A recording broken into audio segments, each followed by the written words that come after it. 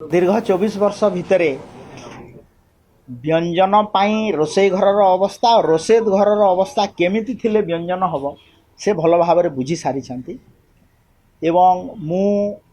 तांकु विशेष comment करी ना एथिपाई से माने खुशी नुहंती जे ये बजेट गोटे प्रोग्रेसिव बजेट ये बजेट रे चाषी साधारण जनता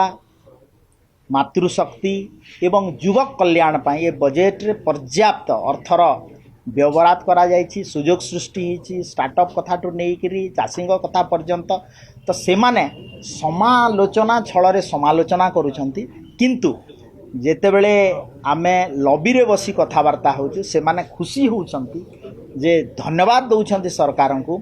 जे आपण माने समाज कल्याण क्षेत्र रे आमर माननीय मुख्यमंत्री जोटा घोषणा कले जे एबे 60 वर्ष जहाँ को हम से पेंशन पाई तांको सरकार रे से माने जोटा करि पार नथिले आम सरकार रे टार्गेट नाही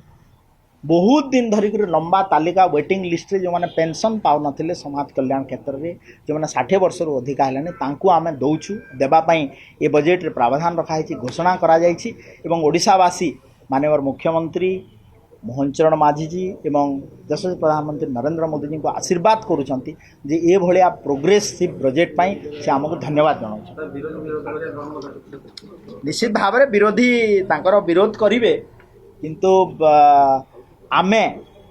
आपण मानक गणमाध्यम माध्यम रे मो ओडिशावासी को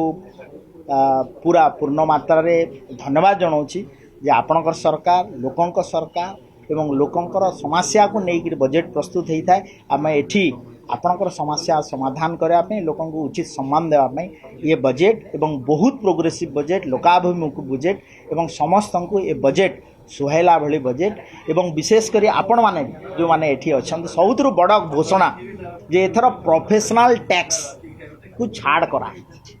जो द्वारा ओडिशा राजकोषरु 320 कोटी टंका क्षति सहिब किंतु आमे लोकों को प्रोफेशनल टैक्स छाड़ करिछु एटा गोटे बड़ घोषणा मु धन्यवाद देवी माननीय मुख्यमंत्री मोहन चरण माझी।